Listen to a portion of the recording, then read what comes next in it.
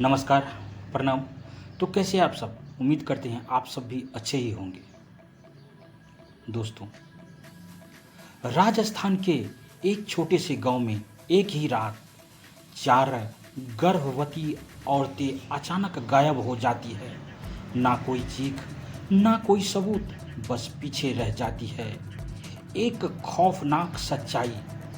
आखिर क्या था वो राज जिसने इन औरतों को अपने ही घर से भागने पर मजबूर कर दिया? राजस्थान के एक गांव से क्यों भागी 4 प्रेग्नेंट औरतें? शांत गांव में छुपा तूफान। राजस्थान के बाड़मेर जिले के पास एक छोटा सा गांव था, खेरापुरा। बाहर से देखने पर यह गांव बिल्कुल शांत और साधारण लगता था, लेकिन अंदर ही अंदर यहाँ कुछ ऐसा चल रहा था जो किसी को भी हिलाकर रख दे।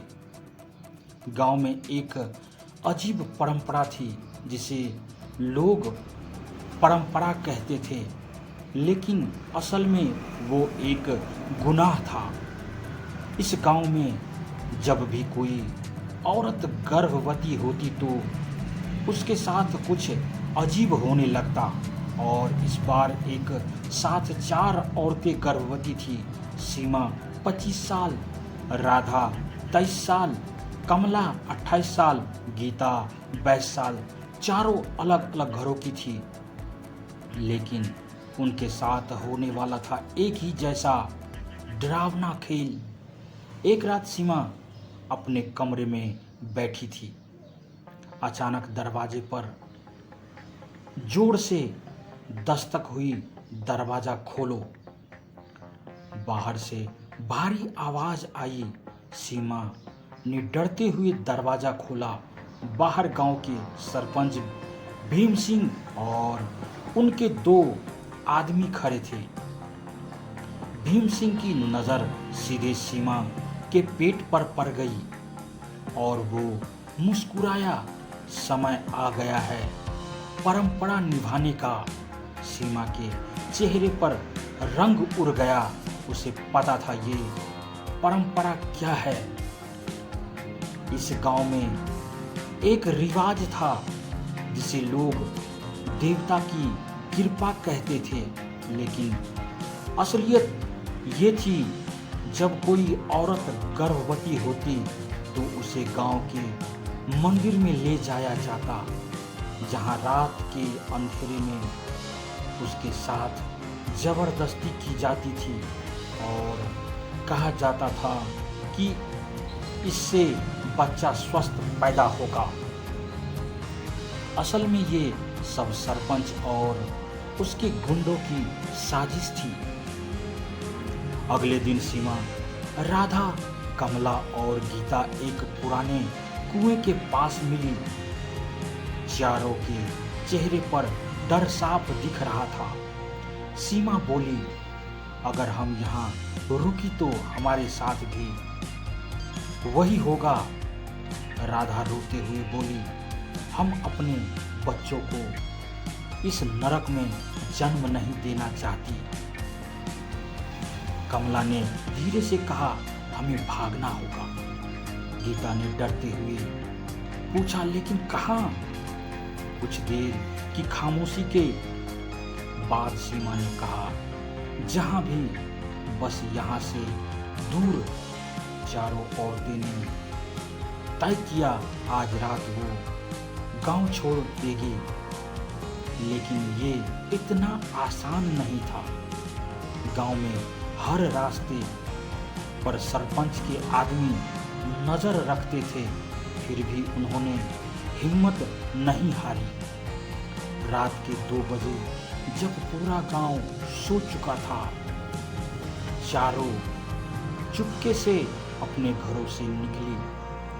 धीरे धीरे बिना आवाज किए वो गांव के बाहर की तरफ बढ़ने लगी। अचानक पीछे से आवाज आई, रुको। चारों के पैरों कांप गए।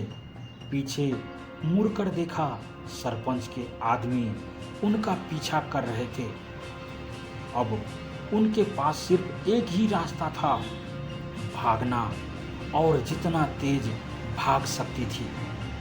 सीमा ने चिल्लाकर कहा, दौड़ो।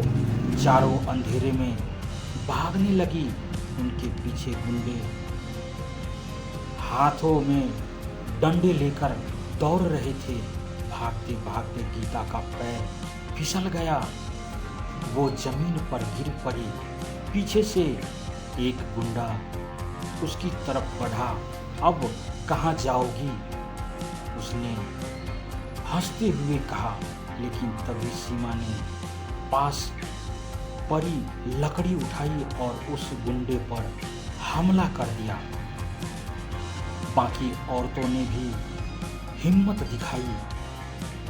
चारों ने मिलकर उन गुंडों का सामना किया और मौका देखकर फिर से भाग निकली। काफी देर तक भागने के बाद आखिरकार वो एक सड़क तक पहुंची। सुबह होने लगी थी। एक ट्रक वहां से गुजर रहा था। सीमा ने हाथ देकर उसे रोका। ड्राइवर ने उनकी हालत देखी और बिना कुछ पूछे उन्हें ट्रक में बैठा लिया। कहाँ जाना है, ड्राइवर ने पूछा। सीमा ने कांपती आवाज में कहा, बस इस गांव से जितना दूर ले जा सकते हो। शहर पहुंचकर चारों सीधे पुलिस स्टेशन पहुंच गई। शुरू में पुलिस को उनकी बातों पर विश्वास नहीं हुआ, लेकिन जब उन्होंने पूरी कहानी बताई और अपने शरीर पर पड़े जख्म दिखाए तो पुलिस भी हैरान रह गई। तुरंत एक टीम गांव भेजी गई। जब पुलिस गांव पहुंची तो वहां हड़कंप मच गया। सरपंच भीम सिंह को गिरफ्तार किया गया। पूछताछ में उसने सब कबूल कर लिया। ये परंपरा नहीं, हमारा खेल था। हम सालों से ऐसा कर रहे थे। गांव के कई लोग भी इसमें शामिल थे। कोर्ट में केस चला। चारों औरतें ने हिम्मत से गवाही दी और आखिरकार सरपंच और उसके गुंडों को उम्र कैद की सजा मिली। गांव की वो परंपरा हमेशा के लिए खत्म हो गई। चार औरतें जो सिर्फ मां बनने वाली थी, लेकिन समाज की गंदी सोच ने उन्हें भागने पर मजबूर कर दिया। सोचिए, अगर उस रात उन्होंने हिम्मत ना दिखाई होती तो क्या होता उनके साथ।